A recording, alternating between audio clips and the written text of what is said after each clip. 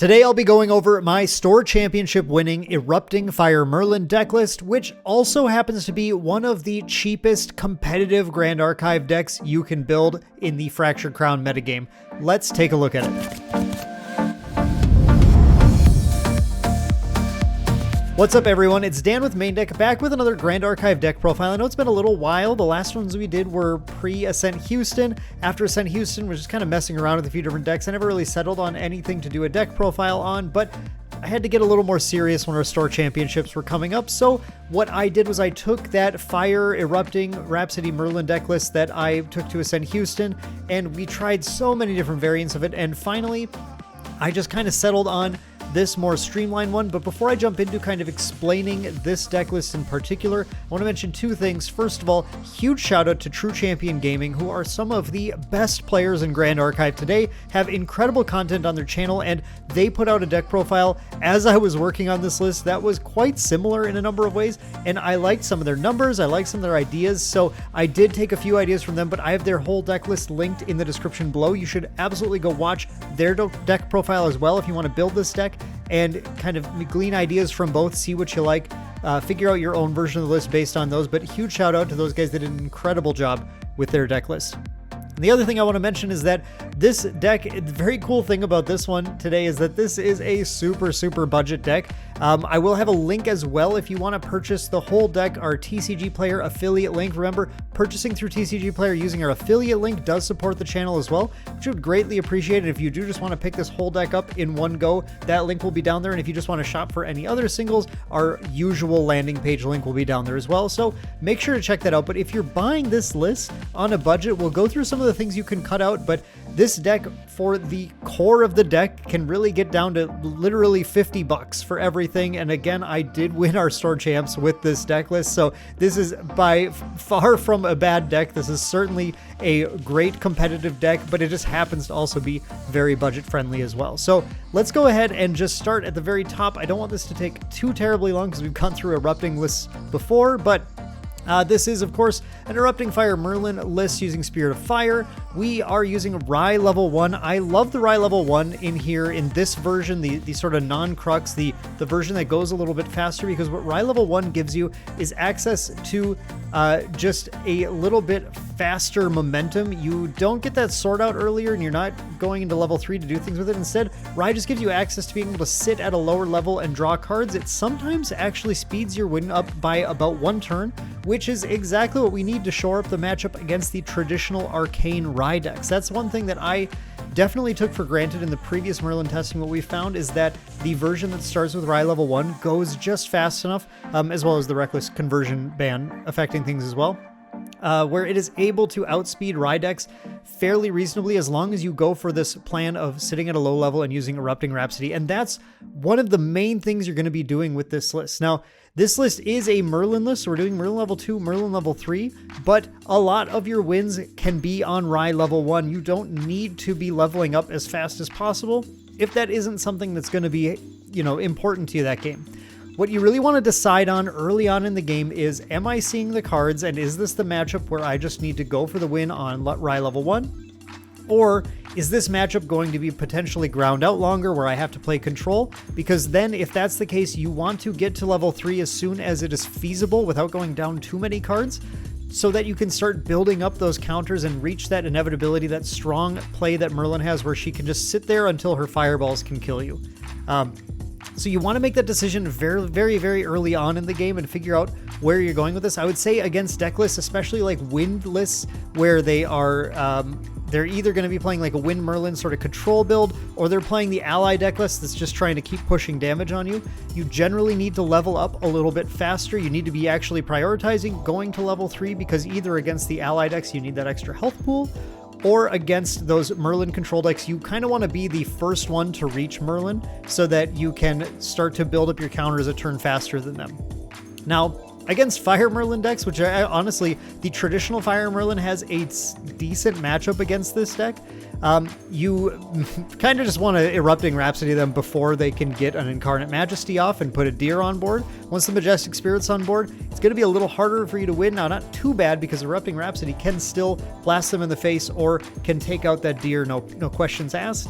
But you're really going to have to base it on kind of what your hand's looking like and figure out where you're going. This deck, as they talk about in the True Champion Gaming vid, this deck requires a lot of math. Every turn when the turn starts, you want to be thinking, can I kill them? Do I have the damage? Or what is my route if I don't have the damage this turn? And how am I building up to kill them as soon as possible? We'll talk a little bit about that too, the advantage gained from Rye, but let's just go through really quick the choices in the material deck. Now, I do make a number of choices in this material deck, and especially in the sideboard, that were very much calls based on the meta I expected to see at my store champs. We obviously, in the main deck store champs, have a lot of people who are very hot on Erupting Rhapsody. We have our store owner, Josh, who loves to play Fire Assassin specifically, and so I have a lot of tech in here to deal with fire discard piles, and it makes sense because we had a ton of fire decks at our store champs as well. So for that, we have Azure Protective Trinket as a way just to deal out of the material deck right away with some fire cards in the graveyard. Viridian Protective Trinket is here because water is going to be a tough matchup. Now, True Champion Gaming did a ton of work at Ascent Auckland with a really cool new water Lorraine deck list. And honestly, that list is probably pretty good against this. Just gonna go ahead and say that. We put in Viridian Protective Trinket just to have a little bit of leeway against water's interaction. It's fracturizes, frostbinds, that kind of stuff. But this may actually be better served as a water bauble against that list. I'm not 100% sure. I need to test against that list more, but do be aware that that might be a little bit trickier to play against with this list. We have Tithe Proclamation here, which is an incredible card against the Go Late Merlin, Fire Merlin lists, a lot of just fire decks in general, and of course Rye, you want to get this down to slow them down a turn as you're going towards finding that kill. Crystal of Empowerment gets you the kill sometimes. You just need to have it, get that +2 level. It'll turn on not only your Fireball damage, your Erupting Rhapsody damage, but also your Verucan Acolytes, all that kind of stuff. It's so good. It's so good. Channeling Stone, a classic for this early level early level Erupting Rhapsody deck.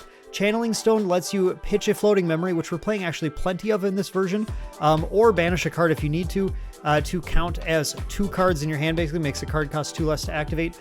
Clutch cards sometimes really good to have if you can get that discard on a floating memory and you're just sitting at level 1. You don't need to use that floating memory to level. You can get a Channeling Stone out, and it's kind of like getting 2 cards during the materialize step, which is very powerful. Very, very powerful. Orb of Regret. Sometimes I don't care about this card, but this was clutch. It saved me in the Game 3 of the final match to win the store championship, where I had a clunky hand that drew too many fiery momentums, and I wasn't able to use them because it was a match where I needed to stay at a lower level. Orb of Regret I drew all 3. It let me put all 3 back and find some velocity and get going when both of us had otherwise fairly clunky hands, so very, very nice. Now, Jewel of Enlightenment is one of the huge gains in this deck as we're playing Rye level 1, because this is effectively an extra Grand Crusader's Ring, and one of the reasons this deck works really well on a budget too, because we also have Grand Crusader's Ring in here, but Jewel of Enlightenment just gives you that 3rd Enlighten counter to be able to draw a card with Rye level 1. And if you want to play this on a budget and you don't have a Grand Crusader's Ring, just don't worry about it. Just don't put the Grand Crusader's Ring in. Play it on the budget. That's fine, because you still have Jewel of Enlightenment. And you won't always, not every game you need to use both Jewel and Grand Crusader's Ring. It's just in probably a lot of matchups, it's not bad to have this Grand Crusader's Ring in here, but even in the sideboard, I have Quicksilver Grail, and I will swap that in when it's more relevant to try and spring a Tithe Proclamation or a Nullifying Lantern on them. So that's our material deck. Now let's look at the main deck. There are a few big tweaks between my list and True Champion Games list. One of those is that I'm a little more teched to deal with aggro in the main board again, because there's a lot of decks in our metagame, like that Fire Assassin deck, where I just need to be able to prevent attacks. I was also expecting a couple people to bring the Wind Allies list, and I want to just have a little more stuff main board to deal with those. So to that end, I run 3 Stalwart Shieldmates as well as 4 Library Witch. One of the hallmarks of the Erupting Rhapsody decks is you play as few non-fire cards as possible. So in this list, I play those 3, those 4 Witches, and then 2 Resolute stands main. Basically, it's just all stuff that works to slow down aggro lists or works to use with Cremation Ritual in order to just draw a whole bunch of cards. Stalwart Shieldmate, I really enjoyed having this quite a bit, actually. 3 felt like a really excellent number, although I did put 1 more on the board when I just wanted to have an extra body against those aggro lists. But Stalwart Shieldmate is quite a solid card just for either staving off attacks or getting a little bit of value early on. You can use it right away to level to Rye level 1. And that happens whether or not you Cremation Ritual it, or you Creative Shock it, or you Hasty Messenger it into the discard pile. which makes it all around a nice value compared to Library Witch. Now, I prefer generally being able to dig for more cards, but I do like that this gives you the option of not having, sometimes in this version, since we don't draw a million cards at Merlin level 3 like the Ascension one, in this version, we might have clunky hands where we don't want to banish anything from memory. It's just a little risky. You don't want to lose that one Erupting Rhapsody you found or something, but you also, level 1, you want to play as many cards out as possible because you need to get your velocity going to draw enough cards to be able to get that kill with that Erupting Rhapsody early. So it's actually really nice to have this floating memory that is not class bonused in the deck to allow us to safely level as we're just kind of trying to dump out our hand and play as many things as possible. We also run 4 Clumsy Apprentice. Again, it's the fire version of Library Witch in this deck, basically, because it does already draw a card, then you just sack it to Cremation Ritual, and the fire version is really important because it turns on our Erupting Rhapsody, allows us to be able to banish more cards in order to get more damage. Flame Rune Swordsman at 4, floating memory, Cremation Ritual target. Also attacks, and sometimes that's relevant. Again, you're trying to do math, you're trying to count damage, and sometimes those extra 2 points of damage really matter. That's also the other thing about playing Rye level 1 is it turns on our creative shock damage. And that's key sometimes to getting a little bit of extra damage just so you can get that kill before the opponent can sort of stabilize and take control of the game. 4 Hasty Messenger, it discards cards, it discards floating memory cards, and then you draw cards, and that's like drawing a card without any cost at all. Now in this deck, we're playing 2 Verucan Acolytes and we're playing 3 Spurn to Ash. And I like these numbers quite a bit. I think these are the same numbers in the True Champion gaming list. Verucan Acolyte is nice because sometimes it's nice to have that body to be able to sack to Cremation Ritual if you need to. Although because we're playing the extra Stalwart Shield Mason Witches in here, we don't have quite as many problems with finding those bodies. But Verucan Acolyte also can attack for 3, which is really nice, and its level 3 can be gained either by Merlin level 1 or by using a Crystal of Empowerment or by using an Erupting Rhapsody, so there's lots of ways to be able to find that extra damage as well. So it's nice to have, but the big thing, the reason we have more Spurn to Ash than Verucan Acolyte now is because Destroy target Regalia with memory cost 1 or less hits Tithe Proclamations, which are being played more against these Merlin decks now, and it hits the Scepter of Lumina, the new Proxia's Vault card that is making these water aggro decks do tons and tons of damage and lowers their threshold to kill you. So do not be afraid to Spurn to Ash that Scepter as soon as you see that drop. It's okay if they're going to play Nullifying Lantern. Here's the reason we play these is because we can deal with Nullifying Lantern, we can get through it, and it's almost never an actual problem. And when it is, just go to 3 and then fireball them out.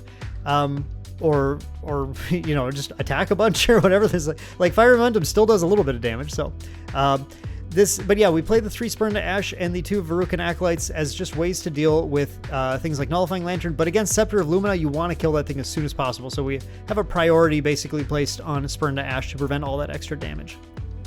2 Resolute stands, and man, I can't say how useful these were to have throughout the day in the main board. I loved having these. There were some matchups where they were totally dead. I played against Rye several times, and I needed to take them out. And when I took them out, I just put in like the 4th Stalwart Shieldmate and then a Raccoon. Even though the Raccoon didn't really matter that much, it was just a body. It was better than a Resolute stand, which didn't do anything against Rye. But still, having them in the main just gives you so many outs against all sorts of random decks, and there are powerful aggro decks still that you want to just be able to deal with. And sometimes all you need to do is just kind of buy yourself a turn so you can pop your Grand Crusader's ring, get the Crystal of Empowerment out there, something like that, just to get the pieces together to be able to win the game, let alone when you're at Merlin level 3 and just every single turn is another level counter and possibly another card. So buying that time is great. That's also why I play the 3rd Resolute stand in the sideboard. You pull that in when it's really useful against aggro decks. Cremation Ritual, one of the best ways to get card advantage. You want to start every turn, every game with basically Library Witch, Clumsy, or Stalwart, and a Cremation Ritual into some other stuff that draws cards. Like Creative Shock. Creative Shock, of course, being one of the best cards in the game, draws you cards, discards floating memory, does damage to things sometimes. Very, very cool. Increasing Danger, such a good card in this deck because it puts a fire card in the discard pile and it gets you more cards and it finds you your combo. Usually you should be able to win the game before they do. And definitely you want to be going first. That's where it's most powerful, but it's still good to use basically anytime. As long as it's, you can win the game before the opponent does, it's not all that dangerous. So wonderful card. We play 3 Focused Flames in here because there are a lot of ally decks that you need to be able to deal with. And this is a fire card that puts itself in the discard pile, and it kills things. And if you really, really need to, you can Focus Flames your own ally to get 2 fire cards in the discard pile to turn on Erupting Rhapsody. That's like a thing you can do. But the big reason we play Focus Flames is that 4 damage threshold is what allows us to get over, importantly, big 3 health allies when the opponent has favorable wins. So we're able to get through things like Gildas through a favorable wins because we have Focus Flames. Arthur doesn't have favorable wins to worry about, but being able to kill Arthur, being able to kill all those kind of aggressive allies as early as possible is super, super useful. Now I play 4 Ignite the Soul in here, and I like the 4 Ignite the Soul quite a bit because having that extra floating memory, again, it's just about having that consistency and building up that velocity early in the game. I like to be able to pitch this to Creative Shock and Hasty Messenger when I need to, but I also really like this because, again, shoring up that Rye matchup. I was worried about seeing some Rye, and having Ignite the Soul in there gives us exactly what I did to win one of my Rye matchup games too. They go for the Spell Shield Arcane on your kill turn, and then you go Ignite the Soul it after it resolves to make them prevent only a single damage, and then your fireballs get to resolve and take the opponent out. So clutch card, very, very useful to have. Embersong and Erupting Rapsody are in here. Big thing, I point this out I think every time, but remember you can Embersong your own ally to get an additional fire card in the discard pile. That sometimes is really, really important as well. You never get the class bonus here, it's just here to turn on Erupting Rhapsody. Erupting Rhapsody is going to do 1,000,000 damage. It is a couple things, just I don't know if I mentioned this quite enough, but this is a skill, not a spell, so it gets through Spell Shroud, doesn't matter. And your opponent must respond to this before you make any choices about how many cards you banish or what you're targeting. If they allow you to start doing that stuff, if they say that's good, how many cards are you banishing, and they let you start resolving it, they cannot respond once you start choosing your targets. Those are the reasons why Erupting Rhapsody is so good. If they go ahead and they play Veiling Breeze, they play something in response, you can totally redirect what you're targeting to hit the board. And the reason I chose this version of the Merlin deck as well is because we can play Erupting Rhapsodies early on in order to control the ally-heavy decks as well if we need to. I like having that option quite a bit. And it allows you to sort of wear out, attrition out an ally deck to the point where you can finally kind of win the game after you've let it go a little bit later if you need to. Fireball, probably my favorite fire card, just because it does a ton of damage. It's a game-winning card. It's incredible. It's fast speed. It's awesome. Now, this is definitely a difference in our list from the True Champion list. We're playing through Fiery Momentum in here. Fiery Momentum this is like a holdover from the previous like triple threat version where we were playing Reddening Flames and all that sort of stuff with the Lorraine start. The Fiery Momentum is in here because at Merlin level 3, this murders them. This is a super, super huge amount of damage for just one more cost than Erupting Rhapsody or Fireball. It's not too hard to get the amount of cards you need for that. Now, you're not going to use this in the games where you are low level, Rye level 1, but this just gives you a few more kind of out cards to the point where when you're just trying to string together that hand of 3 kind of kill condition cards, and it just adds a few more options to be able to draw. I would say this is, you can totally play around with this. Like, I only got, I think, 1, maybe 2 wins using a Fiery Momentum during the Store Champs tournament. Most of them were on the back of basic Erupting Rhapsody and Fireball, and I think this is a reasonable flex spot, but it's also like, when I Fiery Momentum, it's like 16 damage. It's huge. So it's a pretty reasonable card to play as well here. But I can see switching out if you're like, if everyone in your meta is teching against you with Nullifying Lantern, you're just tired of having to deal with Nullifying Lanterns. This probably just isn't the deck to play in general, but the Fiery Momentum just does a ridiculous amount of damage, and it's a very worthy card to play too. And I already talked about why Spurned Ash is really good. So it's very good right now in the metagame, especially giving you an out to water. Now, as far as the sideboard, we play Quicksilver Grail and Nullifying Lantern in here. These sometimes both come in together. I know Nullifying Lantern's bad against our deck, but that's okay because, again, we're playing those Acolytes, we're playing those Spurns. We can get rid of it later if you want to. And you don't even need to do any of that to win the game. Erupting Rhapsody still does damage based on level as long as you harmonize it, even if you can't banish Fire Element cards from your discard pile. So it still is a Fireball if you follow an Embersong up with it. So there's games where Nullifying Lantern is just, you need to get this down or you're going to lose to Rending Flames. So do it. Put it on. Put it in, side it in, put it into play, and don't lose to Rending Flames, and then just win through one of your other methods instead. Either kill it and then go for the win, or just win via high level with Fireballs, or just win via high level with Erupting Rhapsody and Fireball. So all those are still totally valid options. We have Safeguard Amulet in the side. I just wasn't sure how many things we're going to see that this is relevant against. It's obviously super relevant against Rye and other Merlin decks. And it can also prevent damage from Scepter of Lumina. if that's something you are worried about as well. It's kind of like a very niche application of it. It's probably a decent card to put in the main material deck. Like I would say if you're cutting Grand Crusader's Ring and you don't have Quicksilver Amulet or something, and you just want to, you're going for the budget list, maybe just toss Safeguard Amulet in the material deck as well. Then it's always pretty good. In a lot of matchups, but it's very clutch just for saving you a turn against those Rye decks when you're just, again, trying to string everything together to take them out. So it's a solid card to side in. Terra Freeing against the aggressive decks, again, it just buys you a turn. And it doesn't require you to play cards from hand, so you can like play a bunch of velocity stuff the turn you play the Terra Freeing. Then you can Terra Freeing on their turn, so you have kind of that safe turn to just build up that hand and go for the win. So it's a very, very excellent card. And then we have that 4th Stalwart Shieldmate. Take it in against more aggro decks, or when you have useless cards like Resolute Stand and you just want more potential velocity enablers. Scavenging Raccoon. Now, these slots, I mean, totally meta-dependent, but again, I was trying to tech against dealing with things like Erupting Rhapsody decks, Rending Flames decks, so I wanted to put these in to have more options to be able to control their discard pile while I was dealing with my own.